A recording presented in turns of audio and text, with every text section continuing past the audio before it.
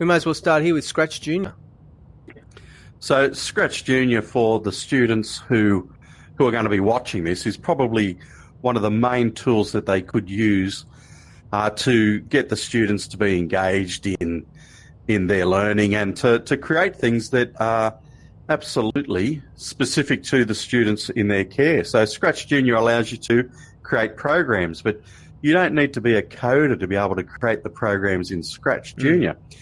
In fact, ScratchJR is set up for pre-readers. So not only can the teachers create programs, but you could also get the students to create programs and tell stories. So forget about the programs. The students can tell stories. They can create some very simple games. They can retell something that they've heard. All of those sorts of things are available in this particular platform. And as you can see, I don't know if you can see the green flag and then the guy next to it who seems to be getting smaller or bigger. Yep. So that's basically what it is. It's almost like you're putting a jigsaw puzzle together or pieces together, and each piece means something. So the green flag means we're going to start when someone clicks on the green flag, the go.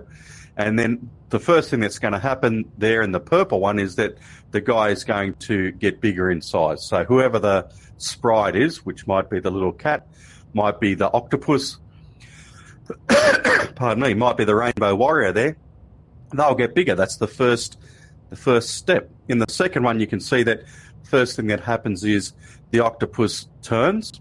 Okay? Yeah, that one. Yeah. So you can see that the octopus turns, and then see the sound one. It means that they're going to actually say something. Now, what they say can be something that you've captured the student's voice of them saying it.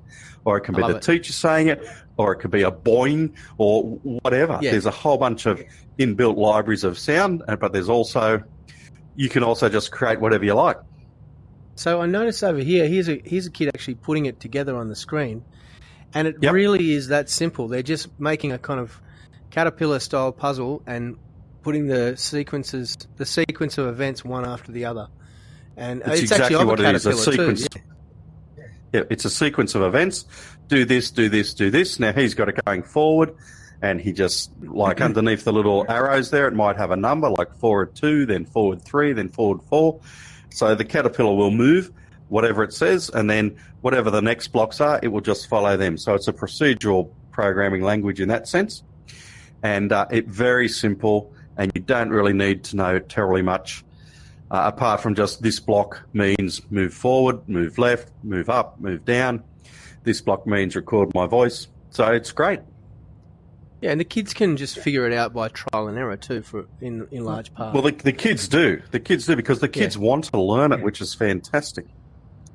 I notice also, just as we're kind of leaving this one, there's a bunch of templates that get them started. That's always a great feature, and I think a lot of these will have templates built into them to some degree. Won't they? Yeah. So these are like sample projects that they can take a look at. All of these. So in ScratchJR and in Scratch, unlike a lot of other things in life, students are encouraged to copy what other people have done. So how do I learn how to do something with farmyard animals? Well, let's look at this one here, and then let's just make a few changes so that it becomes ours. It's brilliant. Now, last thing that I want to say about ScratchJR is you can use it with iPads and so on, but you can also use it on a PC or on a Mac. There's versions of it that allow you to use it on PCs and Macs apart, so you don't necessarily need to have a tablet. It can be used in a variety of different devices, even on a phone if you want.